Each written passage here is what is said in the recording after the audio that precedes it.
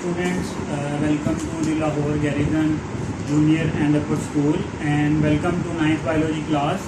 बेटा 9th biology chapter number 6 हमने शुरू किया हुआ है। लास्ट टाइम हमने एंजाइम के यूजेस को डिस्कस किया था। आज के लेक्चर में बेटा हम जो डिफरेंट फैक्टर्स हैं जो एंजाइम की एक्टिविटी पे इफेक्ट करते हैं, वो जो डिफरेंट फैक्टर्स हैं आज के लेक्चर में हम वो क्या करेंगे, डिस्कस करेंगे। तो बेटा जी पेज नंबर है आपके पास 1010, ठीक है, page number 1010 and topic for today is the factor for rate of the enzyme action. तो बेटा देखें, जब भी एंजाइम अपना काम करेंगे तो कुछ ना कुछ फैक्टर्स तो होंगे जो उनकी एक्टिविटी पे इन्फ्लुएंस करेंगे, ठीक है। तो कौन से फैक्टर्स हैं जो एंजाइम की एक्टिविटी पे एक्ट करेंगे? बेटा कोई भी ऐसा फैक्टर जो एंजाइम की शेप को या एंजाइम की केमिस्ट्री को चेंज कर दे, वो इफेक्ट करेगा एंजाइम की एक्टिविटी पे। तो सबसे पहली बात तो आपको ये पता होनी चाहिए कि क्या सारे के सारे फैक्टर्स जो हैं वो एंजाइम पे एक्ट करेंगे? नहीं। कौन से फैक्टर एक्ट करेंगे? सिर्फ और सिर्फ बेटा आपके पास फैक्टर, कौन सा factor that can change, factor that can change, क्या चेंज कर दे? चेंज दी आपके पास पहली तो बात तो आ जाएगी shape of enzyme, shape of enzyme, और दूसरा बेटा आपके पास केमिस्ट्री ऑफ एंजाइम। या तो एंजाइम की केमिस्ट्री या एंजाइम की शेप को कोई भी ऐसा फैक्टर जो चेंज कर देगा वो इफेक्ट करेगा किस पे? एक्टिविटी ऑफ एंजाइम पे। Factor that can change the shape of enzyme और the chemistry of enzyme act on the activity of enzyme, ठीक है। चलिए पहली बात तो यहाँ पे ये डिसाइड हो गई कि जो कौन सा फैक्टर है वो एंजाइम की एक्टिविटी पे इफेक्ट करेगा। ऐसा कोई भी फैक्टर जो एंजाइम की शेप को चेंज कर दे या एंजाइम की केमिस्ट्री को चेंज कर दे, ठीक है।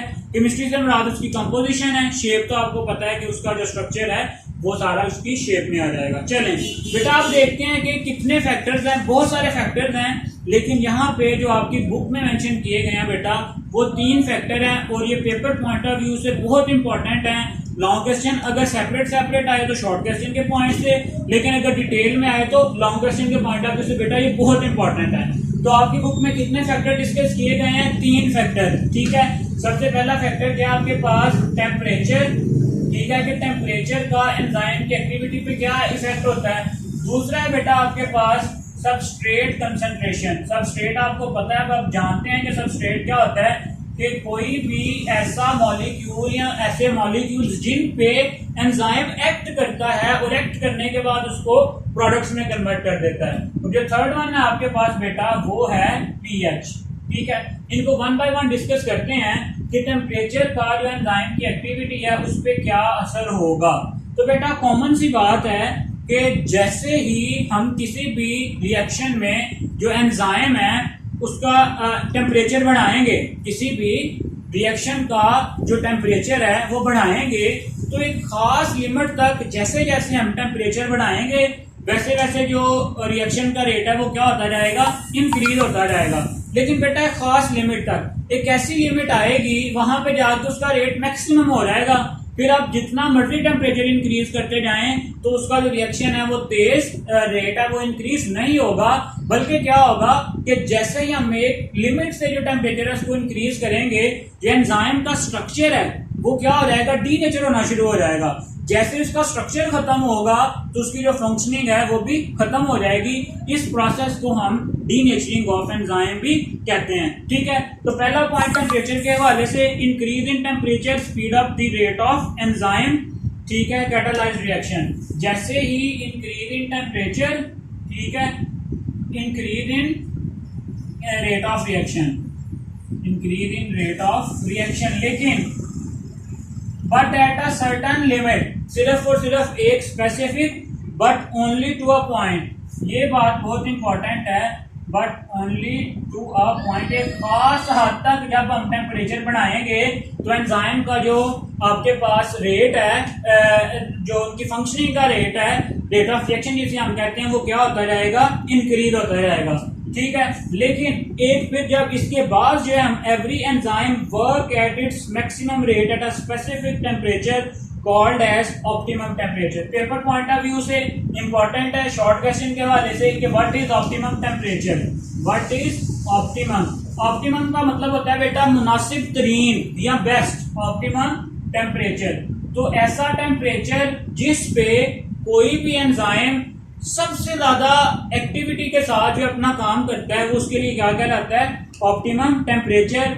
Every enzyme works at its maximum, ठीक है, every enzyme works at its maximum, मतलब अपना मैक्सिमम काम करता है वो, maximum at a specific temperature, एक खास टेम्परेचर पे, एट अ स्पेसिफिक टेम्परेचर।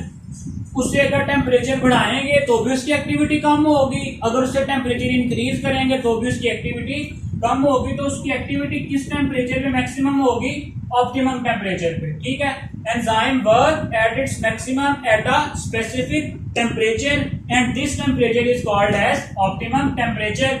और अगर हम बेटा ह्यूमंस की बात करें, the optimum temperature for the maximum working speed of the human enzymes, तो बेटा अगर हम ह्यूमन एंजाइम्स के, हमारी बॉडी में जो काम करने वाले एंजाइम हैं सारे के सारे, अगर हम उनके ऑप्टिमम टेम्परेचर को देखें, अगर हम उनके ऑप्टिमम टेम्परेचर को देखें तो वो कितना है आपके पास? 37 डिग्री सेंटीग्रेड। कितना है? 37 डिग्री सेंटीग्रेड। यहां तक बेटा हमने देखी है कि एंजाइम की कंसंट्रेशन शुरू में जो अगर आप देखें जैसे हम टेम्परेचर बढ़ाएंगे तो रिएक्शन का रेट क्या हो जाएगा? इंक्रीज हो जाएगा, but to a point. Graph से देखेंगे तो भी आपको क्लियर हो जाएगा, ठीक है। तो नेक्स्ट हमने देखा है कि ऑप्टिमम टेम्परेचर क्या होता है? ऐसा टेम्परेचर जिस पे कोई भी एंजाइम मैक्सिमम काम करता है वो उसका क्या कहलाता है? Optimum temperature. अगर ह्यूमंस की बात करें तो बेटा जो है आपके पास जो ऑप्टिमम टेम्परेचर है वो कितना है? 37 डिग्री सेंटीग्रेड है, ठीक है। अब बेटा क्या होगा कि जब भी हम जो है when temperature rises to certain limit, heat at the activation energy and also provide kinetic energy for the reaction। जैसे ही टेम्परेचर इंक्रीज होता है, अब क्वेश्चन ये आ सकता है कि how temperature increase in the rate of reaction. तो बेटा उसका आंसर ये है कि जैसे ही टेम्परेचर जो है एक सर्टेन लिमिट तक इंक्रीज होता है, हीट जो है वो एक्टिवेशन एनर्जी में ऐड हो जाती है to low down the activation energy and provide kinetic energy for the reaction, ठीक है। So reaction are accelerated. तो यहाँ पे बेटा पहली बात आ गई कि हाउ टेम्परेचर इंक्रीज, यहाँ आप इसका मैकेनिज्म भी कह सकते हो, how temperature increase the rate of reaction, rate of reaction. तो क्या होता है जब भी आपके पास टेम्परेचर इंक्रीज होगा, हीट इज एडेड, ठीक है, हीट जो होगी वो ऐड होगी, अल्टीमेटली क्या कर देगी? लोअर दी एक्टिवेशन एनर्जी, लोअर दी एक्टिवेशन एनर्जी, या जो एक्टिवेशन एनर्जी है उसमें क्या हो जाएगी? वो ऐड हो जाएगी ताकि मैक्सिमम जो से एनर्जी है वो क्या हो सके? मिल सके। फिर उसके बाद क्या होता है? Activation energy and also provide kinetic energy for reaction. यही जो हीट है इसमें कौन सी, जब ये मूव करती है इसमें कौन सी एनर्जी होती है? Kinetic energy. ये काइनेटिक एनर्जी भी मुहैया करती है to speed up the reaction, to speed up the reaction, ठीक है। तो जो आपके पास रिएक्शन है वो क्या हो जाएगा? स्पीड अप हो जाएगा। अब बेटा अब ये खास लिमिट तक की बात कर रहे हैं। अब जब जो है वो temperature is raised well above the optimum temperature, heat energy increase the vibration of atoms of enzymes and the globular structure of the enzyme lost। अब ये हमने एक लिमिट तक की बात की, अब बातें हैं beyond the limit. Temperature increase beyond the limit. Beyond करते हैं एक लिमिट से हद से ज्यादा, बियॉन्ड द लिमिट। अब बेटा जब हम एक हद से ज्यादा टेम्परेचर को इंक्रीज करेंगे तो क्या होगा आपके पास? Heat energy increases vibration of atoms of enzyme, ठीक है। हीट जो है आपके पास को क्या करेगी? Increases the vibration. आपको पता है कि जो आपके पास एटम्स हैं किसी भी एंजाइम में या किसी भी कंपाउंड में, मॉलिक्यूल में, वो क्या करते रहते हैं? मूव करते रहते हैं। जैसे ही हीट उन्हें मिलेगी जो उनमें वाइब्रेशन है वो क्या हो जाएगी? इंक्रीज हो जाएगी। अब जब उनमें वाइब्रेशन इंक्रीज होगी and globular structure of enzyme lost, तो बेटा उनकी वाइब्रेशन इतनी ज्यादा हो जाएगी कि जो एंजाइम का ग्लोब्यूलर स्ट्रक्चर है वो भी क्या हो जाएगा, खत्म हो जाएगा। एंजाइम का ग्लोब्यूलर स्ट्रक्चर क्या हो जाएगा, लॉस्ट हो जाएगा, खत्म हो जाएगा। और बेटा this is called as denaturing of enzyme. This is called as denaturing. Paper में ये भी शॉर्ट क्वेश्चन आता है, what is denaturing of enzyme. तो आप क्या बताएंगे कि when the temperature is increased beyond the limit, the heat increase the vibrations in the atoms of the enzyme. As a result, the structure of enzyme is lost and the enzyme activity is also lost, and this is called as the denaturation of the enzymes. ठीक है, अब जैसे denaturation होगी तो क्या होगा आपके पास, it result in the rapid decrease। जैसे ही denaturation होगी, denaturation के बाद क्या हो जाएगा, decrease in reaction rate। क्या होगा बेटा, decrease in रिएक्शन रेट। जो आपके पास रिएक्शन रेट है वो क्या हो जाएगा, डिक्रीज हो जाएगा। क्लियर है। अब देखते हैं, अगर हम सिंपली एक ग्राफ की फॉर्म में देखें तो फॉर एग्जांपल ये हमारे पास एक ग्राफ है जिसमें टेम्परेचर एक साइड एक्स एक्सिस पे हम ले लेते हैं टेम्परेचर, और यहाँ पे वाई एक्सिस पे आपके पास आ जाएगा रिएक्शन रेट। ठीक है, अब क्या होगा, जैसे जैसे और से देखना है आपने, जैसे जैसे हम टेम्परेचर बढ़ाएंगे, जैसे जैसे ये यहाँ पे टेम्परेचर इंक्रीज हो रहा है, यहाँ पे ये जो आपके पास रिएक्शन रेट, जैसे जैसे हम टेम्परेचर बढ़ाएंगे जो रिएक्शन रेट है वो क्या हो रहा है, बढ़ रहा है। लेकिन बेटा एक ऐसा पॉइंट आएगा जहां पे ये मजीद नहीं बढ़ेगा, जाके क्या हो जाएगा, कांस्टेंट हो जाएगा, और फिर जो है उसकी डीनेचुरेशन शुरू हो जाएगी और जो रिएक्शन रेट है वो क्या, कम होना शुरू हो जाएगा। ठीक है, अब अगर देखें यहाँ पे तो अब जो आपके पास ऑप्टिमम पॉइंट है वो क्या है, ये वाला पॉइंट जो है जिस पे जो रिएक्शन रेट है वो क्या है, मैक्सिमम है। ये वाला जो पॉइंट है आपके पास ये क्या है, ऑप्टिमम टेम्परेचर। क्या है, ऑप्टिमम टेम्परेचर। क्लियर हो गया। और डीनेचुरेशन कहां से शुरू हो रही है, अब देखें, जैसे ही ऑप्टिमम से टेम्परेचर ज्यादा इंक्रीज हुआ तो क्या हो जाएगा, एंजाइम की डीनेचुरेशन शुरू हो जाएगी। एंजाइम का जो रिएक्शन रेट है वो क्या हो जाएगा, कम हो जाएगा। तो बेटा ये वाला जो पॉइंट है जहां से उसका रेट कम होना शुरू हो गया, ये वाला जो पॉइंट है ये क्या है, डीनेचुरेशन ऑफ एंजाइम्स। क्लियर हो गया। एंजाइम्स के हवाले से बेटा हमने कितनी बातें डिस्कस की हैं। सबसे पहले हमने देखा है कि जो पहले तो कौन से फैक्टर जो है वो इफेक्ट करते हैं एंजाइम एक्टिविटी पे, ऐसे फैक्टर जो एंजाइम की शेप को चेंज करें या बेटा जो उसके स्ट्रक्चर को चेंज करें। ठीक है, ऐसे जो आपके पास फैक्टर्स हैं वो एंजाइम की एक्टिविटी पे क्या करेंगे, इफेक्ट करेंगे। कौन कौन से हैं, तीन है आपके पास, टेम्परेचर है, सबस्ट्रेट कंसंट्रेशन है एंड दी पीएच है। अगर टेम्परेचर देखें तो जैसे जैसे हम टेम्परेचर इंक्रीज करेंगे एक खास लिमिट तक क्या होगा कि क्या जो रिएक्शन का रेट है वो क्या होता जाएगा, इंक्रीज होता जाएगा। लेकिन एक लिमिट ऐसी आएगी जहां पे ये जो रेट है ये क्या होगा, मैक्सिमम होगा, और ऐसे टेम्परेचर को हम क्या कहते हैं, ऑप्टिमम टेम्परेचर। और अगर ह्यूमंस की बात करें तो ह्यूमंस के लिए जो ऑप्टिमम टेम्परेचर है एंजाइम की वर्किंग के लिए वो कितना है, 37 डिग्री सेंटीग्रेड। ठीक है, फिर हमने देखा कि इसका मैकेनिज्म ऑफ एक्शन क्या है, कि किस तरह से जो एंजाइम्स हैं वो आपके पास रिएक्शन रेट को इंक्रीज करते हैं। सिंपली जैसे ही जो हीट है टेम्परेचर इंक्रीज होगा तो जो हीट है वो एक्टिवेशन एनर्जी में ऐड हो जाएगी एंड प्रोवाइड काइनेटिक एनर्जी। ये क्या करेगी, काइनेटिक एनर्जी प्रोवाइड करेगी to speed up the reaction. अब एक सर्टेन लिमिट से अगर हम मजीद टेम्परेचर को इंक्रीज करते जाएंगे तो क्या होगा कि जो आपके पास स्ट्रक्चर है एंजाइम का वो डिस्ट्रॉय हो जाएगा और जो एंजाइम्स हैं वो क्या हो जाएंगे, डीनेचर हो जाएंगे। This is all about the temperature factor effect on the enzyme activity. ठीक है, अब जो नेक्स्ट है आपके पास फैक्टर यहाँ पे मेंशन किया गया है बेटा वो है सबस्ट्रेट कंसंट्रेशन। ठीक है, मतलब कि किसी भी एंजाइम में जो सबस्ट्रेट की तादाद है अगर हम वो बढ़ाएं या कम करें तो क्या होगा। ठीक है, तो बेटा सिंपली जैसे ही हम रिएक्शन में सबस्ट्रेट की कंसंट्रेशन को इंक्रीज करेंगे तो जो आपके पास यहाँ पे आ जाएगा substrate concentration. Factor number 2 substrate concentration. तो अगर सबस्ट्रेट कंसंट्रेशन की बात करें, if enzyme molecule are available in reaction, increase in substrate concentration increases the rate of reaction. Increase in substrate मतलब जैसे ही सबस्ट्रेट कंसंट्रेशन इंक्रीज होगी और दूसरी तरफ आपके पास क्या हो जाएगा, इंक्रीज इन रिएक्शन रेट। जो रिएक्शन का रेट है वो भी क्या हो जाएगा, इंक्रीज हो जाएगा। अगर वहां पे एंजाइम ऑलरेडी प्रेजेंट हैं, ठीक है, if enzyme concentration is kept constant and amount of substrate is increases, a point is reached where any further increase in substrate does not increase the rate of reaction anymore।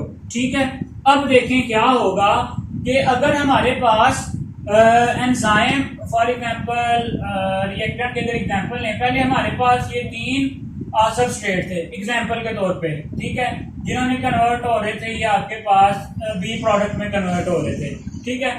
Enzyme हमारे पास उतने ही हैं, ठीक है, लेकिन हमने क्या किया है कि ये जो आपके पास सबस्ट्रेट कंसंट्रेशन थी इसको हमने बढ़ा दिया है समझने के लिए। तो क्या होगा, रिएक्शन का रेट इंक्रीज हो जाएगा। लेकिन कब तक इंक्रीज होगा बेटा, एक लिमिट आएगी कि फॉर एग्जांपल ये जो है 5 मिनट था इस रिएक्शन का रेट फॉर एग्जांपल। तो जब जैसे ही हमने इसमें कंसंट्रेशन बढ़ाई तो उसका रिएक्शन क्या, उसका जो रेट ऑफ रिएक्शन है वो इंक्रीज हो जाएगा और रिएक्शन कम टाइम में कंप्लीट हो जाएगा। फॉर एग्जाम्पल यहाँ पे 3 मिनट में कंप्लीट हो रहा था, ठीक है। अब क्या बेटा, अगर हम इसमें मजीद कंसंट्रेशन इसकी बढ़ाते जाएं तो एक ऐसा टाइम आएगा जहां पे इसकी जो मजीद कंसंट्रेशन को इंक्रीज करना है उसमें से जो रिएक्शन रेट है वो इंक्रीज नहीं होगा, उसमें से जो रिएक्शन रेट है वो इंक्रीज नहीं होगा। चलिए इसे मजीद बेहतर समझने के लिए, फॉर एग्जाम्पल पहले 2 रिएक्टेंट थे, फिर हमारे पास 3 हुए, तो टाइम यहाँ पे 4 मिनट लगा। जैसे ही हमने रिएक्टेंट मजीद बढ़ाए तो जो आपके पास रिएक्शन रेट है वो मजीद इंक्रीज हो गया। लेकिन एक टाइम आता है फिर, फॉर एग्जांपल ये 4 सबस्ट्रेट के बाद एक ऐसा टाइम आएगा जब हम मजीद जितने मर्जी सबस्ट्रेट ऐड करते जाएं, मजीद हम जितने मर्जी सबस्ट्रेट ऐड करते जाएं तो बेटा आपके पास जो है वो रिएक्शन के रेट में इंक्रीज नहीं होगा। ये वाला जो पॉइंट है आपके पास, इस पॉइंट को हम कहते हैं सैचुरेशन पॉइंट, ठीक है। तो जैसे ही शुरू में हम एंजाइम का जो सबस्ट्रेट कंसंट्रेशन है उसको इंक्रीज करेंगे, रिएक्शन रेट क्या हो जाएगा, इंक्रीज हो जाएगा। लेकिन बेटा एक खास लिमिट तक, ठीक है, एक खास लिमिट तक इंक्रीज होगा। क्यों? क्योंकि जितनी भी वहां पे एंजाइम की एक्टिव साइट्स थी वो क्या हो जाती हैं, फिल हो जाती हैं। तो यहाँ पे सैचुरेशन की डेफिनेशन है शॉर्ट क्वेश्चन के हवाले से भी कि व्हाट इज सैचुरेशन पॉइंट, ठीक है। तो सैचुरेशन आपके पास क्या है, when the active site of all the enzymes are occupied, ठीक है, any more substrate molecule do not find free active site, ठीक है। मतलब आपको पता है ना कि जो एंजाइम्स हैं उनकी एक्टिव साइट इन्वॉल्व होती हैं, तो अगर तमाम की तमाम एक्टिव साइट पहले से ही फिल हैं तो मजीद आप जितने मर्जी सबस्ट्रेट ऐड करते जाएं वहां पे कुछ फायदा नहीं होने वाला, ठीक है। when the active site of all the enzymes are filled, then the active sites of enzymes are already filled, ठीक है। फिर क्या होगा कि जो आपके पास any more substrate molecule do not find free space, ठीक है, any substrate molecule मतलब अगर हम इसमें मजीद एक और 6A ऐड करें तो क्या होगा, any substrate do not find, उसके लिए एक्टिव साइट ही अवेलेबल नहीं होगी, do not find active site for reaction, ठीक है। तो ये वाला जो पॉइंट है आपके पास, this state is called as saturation state of the active site, this state is called as saturation state of the active site and reaction rate does not increase, saturation state पे आके जो आपके पास reaction rate है वो does not increase, वो मजीद increase नहीं होगा, वो मजीद इंक्रीज आपके पास बेटा जी नहीं होगा। रिएक्शन रेट क्या हो जाएगा, कांस्टेंट हो जाएगा। सबस्ट्रेट कंसंट्रेशन के हवाले से एक बार फिर से देखें कि रिएक्शन में अगर शुरू में हमारे पास एंजाइम्स अवेलेबल हैं, यहाँ पे एंजाइम्स अवेलेबल हैं, तो क्या होगा, जैसे ही हमने सबस्ट्रेट कंसंट्रेशन बढ़ाई रिएक्शन रेट बढ़ गया, मजीद बढ़ाई मजीद बढ़ गया। लेकिन एक टाइम आएगा जहां पे एंजाइम्स की जितनी भी एक्टिव साइट्स थी, एंजाइम एक्टिव साइट्स वो क्या हो चुकी हैं, फिल्ड हो चुकी हैं, वो अब मजीद उनमें किसी किस्म की कोई कैपेसिटी नहीं है। तो फिर क्या होगा बेटा, रिएक्शन रेट जो है वो क्या हो जाएगा, कांस्टेंट हो जाएगा, और जो ऐसी स्टेट है आपके पास वो क्या कहलाती है, सैचुरेशन स्टेट। तो बेटा आज के लेक्चर में हमने जो है वो 2 इंपॉर्टेंट फैक्टर्स जो हैं वो डिस्कस किए हैं। बाकी इंशाल्लाह जो थर्ड वन है वो हम नेक्स्ट लेक्चर में डिस्कस करेंगे। अल्लाह हाफिज़।